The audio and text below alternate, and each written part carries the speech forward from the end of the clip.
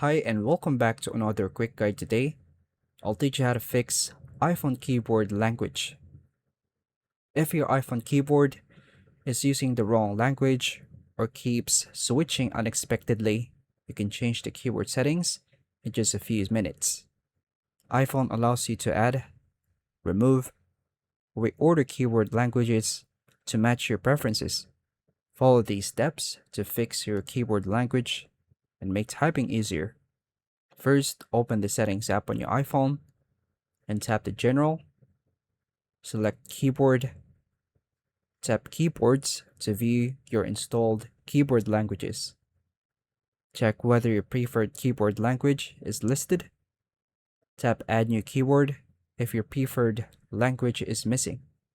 Select the language you want to add from the list. Tap Edit if you want to remove a keyboard you no longer use.